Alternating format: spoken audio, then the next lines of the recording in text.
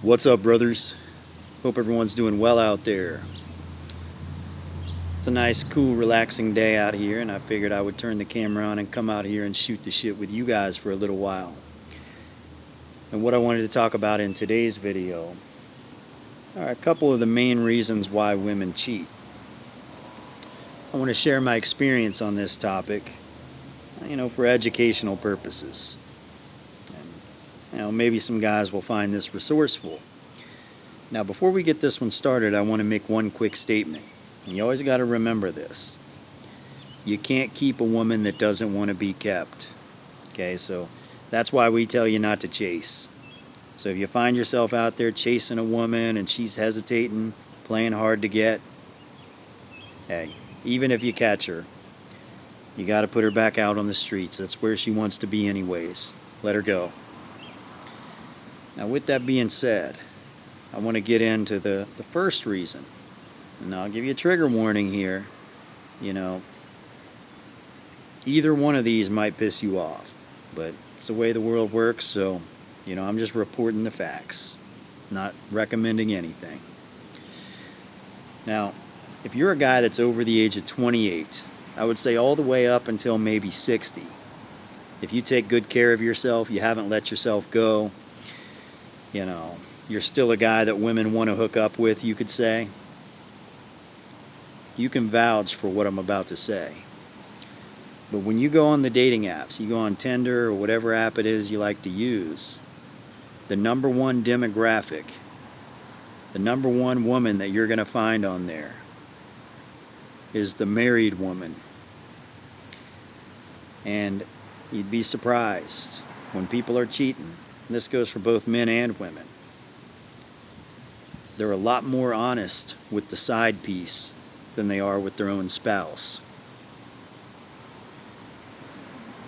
And if you talk to some of these women on Tinder, these married women, you ask them what's going on. You say, hey, are you in an open relationship, an open marriage, or are you just being sneaky? I'm curious. Some of them are open, some of them are sneaky. But, that's beside the point. If you ask them, well, what is it, what got you in that position? Why are you here? They'll be honest. Some of them will say, he just doesn't fuck me anymore. Some of them will say, they'll be vulgar about it. They'll say, oh, he's got a little one. Some of them will say, he can only go 5 minutes. He's pushing rope. They'll say all kinds of shit. But they're on there because their sex life at home sucks. And they're on there looking to supplement the sex. And,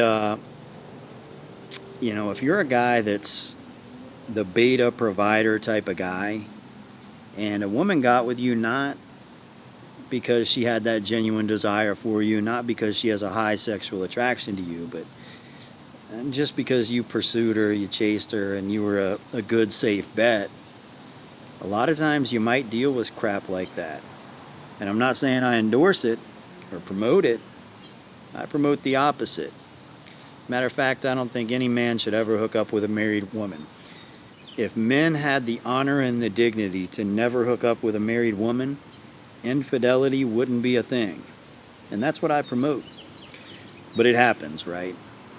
So, the thing about this is, this is kind of the telltale sign of which side you land on, if you're the beta guy or the alpha guy. But that's what infidelity looks like when you're a married beta. And that's the way it goes. And that's the top reason. It's just because the sex life at home sucks.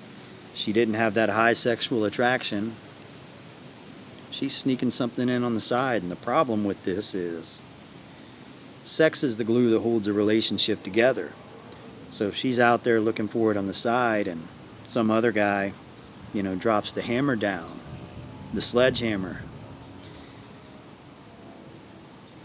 she may never come back, because a lot of times when, a woman's experiencing that high arousal, that high sexual chemistry, that's the guy she wants to be with. Sex is important. We're just animals, you know. Do it like they do on the Discovery Channel. It is what it is, but like I said, this is the telltale sign of which side you're on. But if you're on the alpha side, that doesn't make you exempt from infidelity. No, no, no. It just looks a little bit different. And in a way, it's kind of worse. It's equal. They're both bad. Right? But if you're on the alpha side, you know, you're the guy that she got with because she had that high arousal, that high sexual attraction with. And, I don't know, you just have good sexual chemistry. But you're just not the lover. You know, you're not the lover type. You're not, as these modern males call it, simp. You know, you're not just not a guy that she can come home to and spend time with, right? You just drill her and then you're cocky and you go on about your business and you watch the football game and you go out with your bros and drink a beer. Like, this is who you are, right? Well, women will put up with that for a while. You know, you're high value, charismatic, cool, hot alpha guy. They'll put up with that shit. But here's how infidelity looks when you're the alpha. She's going to go into work, okay? There's going to be some dude in there. Total simp, by the way. Total beta. Total dork. No game whatsoever. He's going to look at her in this way. He's going to look at her like he's in love with her. She's going to realize her man doesn't look at her like that. Her man looks at her like a piece of meat and then goes on about his business. This beta at work, you know, he looks at her like she's just, you know, this rare phenomenon, this beautiful diamond in the rough, right? And she's going to like the way he looks at her. So they're going to start sitting with each other on a lunch break.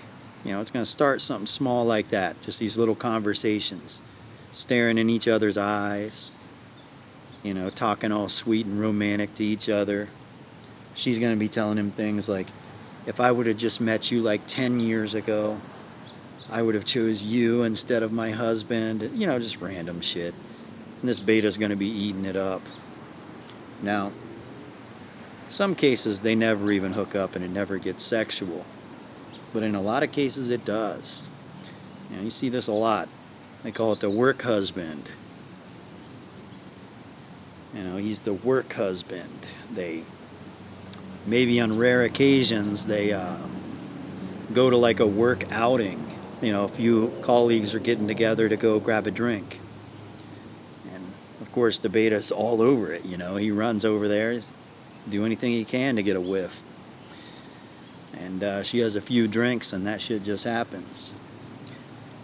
But I'd say about 90% of the time she cuts the beta off eventually, cold turkey. You know, she just turns her back, cold shoulder, never wants to talk to him again. Treats him like he's a stalker, creeper, right? Like, get away from me. You knew I had a husband. But he don't know no better. He's just a little simp, right? That's the way that goes. You know, a lot of the common manosphere advice is really geared towards trying to help you become more alpha, you know, less needy, less desperate, more hot guy, high status alpha.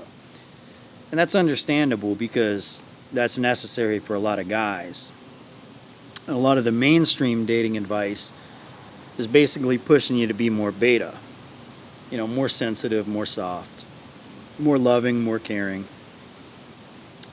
in touch with your emotions and all that. And honestly, that's understandable too. You know, there's some guys that are far on that end. You got to have balance, you know, you got to meet somewhere in the middle. You got to learn to be a person. Otherwise, you know, you're going to be in trouble. You know, thing about this is, you know, you can be the most dominant sexually, sexual stud, dominant alpha in the world. I should say sexually dominant, hot alpha in the world, right? And, if you don't have balance, if you don't have your relationship life together, you ain't gonna be able to maintain anything. And you can be the most sweet, loving, caring, faithful beta in the world. If you don't have that balance, if you don't have anything together, if you don't have it together, it probably won't work out. It is what it is. Now, why is this happening? I want to get into why is this happening, and my suggestion, if you're a guy that, you're the relationship type of guy, marriage type of guy, how do you prevent it from happening? Here's why I think it's happening. Guys are picking up all of these new tactics and tricks, like these new methods to get a woman. And they're turning into robots. It's so strange. It's like they're not even in touch with their own organic body anymore. But they want to conflate terms from sales with relationships. They use terms like cold approach, indicators of interest, displaying value, closing the deal. They call women leads. These are all terms from sales. And these guys are using these, and they think that it applies with dating and relationships. But, and that's what pickup artistry is, by the way. It all comes from sales. So, and most dating coaches are promoting this as well.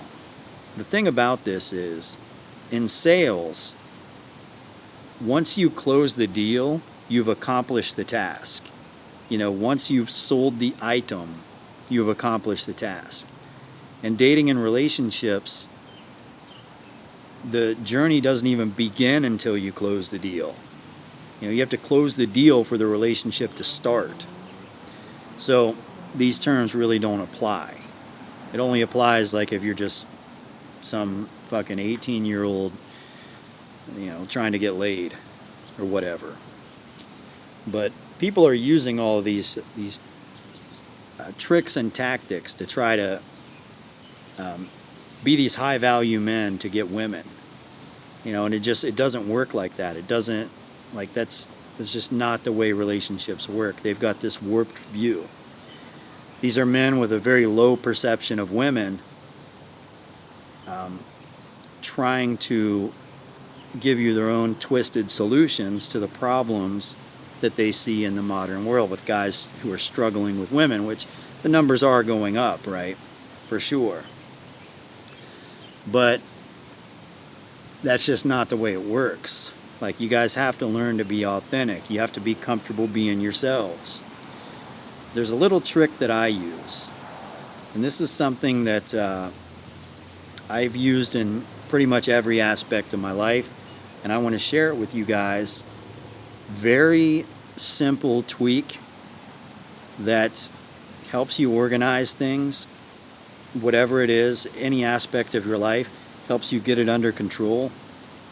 And I'm dead serious, this works pretty much every time. Now, I use this in dieting and my fitness, at the gym. I use this with money. I use this with relationships. I can tell you every single calorie that I've eaten since 2011. I know people think that sounds crazy. I can tell you how many grams of protein I've had per day, carbs, fats, vitamins, whatever. It's all in an app. I've saved it all. I know exactly what I've eaten. I know what I need to have a six-pack in 3 weeks. I know what I need to put on 10 pounds on my bench press, to gain muscle. I can do it all because I track everything. It's not even hard. I just look at where I'm at, and I say, well, I need to add 100 grams of carbs, or I need to take away 100 grams of carbs. Same thing with money. I was raking leaves this one time, a long time ago. I was raking leaves, and I was buried in debt financially. I just thought to myself, I was like, what if I just did this with my money? I was piling all the leaves up in a pile. I was like, what if I just did this with money? I know it sounds really stupid, but I was like, what if I stopped buying dumb shit and I just stacked up all of my money like this. I make this money, it comes in, and then I give it away on stupid shit, right? So I started tracking every dollar that I made, every dollar that I spend. Very easy to do, by the way. It takes like very little time, right? And all of a sudden, all my financial stress was gone. My debt was gone. I'm doing pretty good. And with relationships, I shit you not, this might sound kind of crazy, but I can look a woman dead in the eye and I can honestly say, we have went on 37 dates. Which one was your favorite? I know it might sound kind of weird, but like, I keep track of what I do each day. And I like to usually just put it in my phone, sometimes in a notepad, so I know what I've done every day. I just like to keep track of things. Sounds weird, but I started doing it, and I'm telling you, you look at a woman and you say, we've been on 37 dates. Which one was your favorite? They like that shit. For you to be able to say, like, this shit, right? Then she says, she thinks about it. Oh, that was my favorite place. Then you say, like, okay, cool, let's go there this Saturday, right? It'll be a little bit flexible, but you're doing things on your own term. You're doing what you want to do, but at the same time, you're attentive to the relationship. You know what I'm saying? You're not going to build a great physique without being attentive to your diet and your physique. You have to keep track of shit. You're not going to build wealth if you're not attentive to your wealth, if you're not keeping track of your money coming in and money going out and where you're investing it and paying off your debts. You're not going to be able to maintain a relationship if you're not tracking what's going on. I mean, maybe you can, but you have to pay attention to what's going on in the relationship. Don't just kind of like wing it. Right? If you know what you're doing every step of the way, you soundproofed everything, you know what you want, and you look at, you can track what works and what doesn't work. It's not that difficult. Most people are idiots when it comes to their physiques, when it comes to physical fitness. Most people are idiots when it comes to money. Most people are idiots when it comes to relationships. But the beautiful thing, the amazing thing is, all you have to do is track what you're doing. Just go back, just fucking write some shit down. Honestly, being a YouTuber helps me out because I get to talk about shit on here, and it's kind of like a way for me to track it. I kind of journal on here at the same time as shooting the shit with you guys. But for some of you guys, and every fitness guy knows, journal is number one. You got to have that notepad, you got to journal. You'll be in shape. Same thing with your diet. Every financial guy, every financial counselor will tell you, hey, you got to write this shit down. You got to have your QuickBooks, your Excel spreadsheets. You got to figure this shit out. And every relationship coach will tell you, you guys got to start, tracking what you're doing, tracking what works, what doesn't, tracking what, causes them to want to leave, what causes fights, prevent that shit from happening. You got to take things serious if you want to accomplish anything. But, at the end of the day, that's up to you. If that sounds like that's a little bit too excessive, then do whatever you want. Me, I think it makes everything easier. I'm all about simplifying. I don't need dating advice when I can look back in my own experience and say, well, this works and this doesn't. Sometimes I like doing this, but maybe I'll stop doing that because it's just not a good idea. It's not worth it. Alright, guys. Feels like I always do about 2 or 3 videos in one. That's why they always end up longer. But I think this one was sort of concise, and I think we got to the point pretty much as I would have liked to. But, yeah, I guess I'll go ahead and shut this one off. Hope this video was somewhat informative, And that's about it for today, guys. Until next time, see ya.